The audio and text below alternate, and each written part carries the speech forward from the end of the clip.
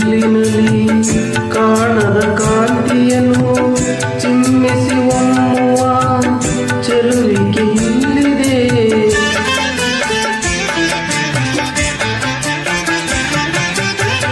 ಪ್ರೇಮದ ಸೀಮೆಯಲ್ಲಿ ಸೌರಭ ತುಂಬಿದ ಬಾಡದ ಹೂವಿನ ಕಿರುನಗೆ ಚೆಲ್ಲಿದೆ.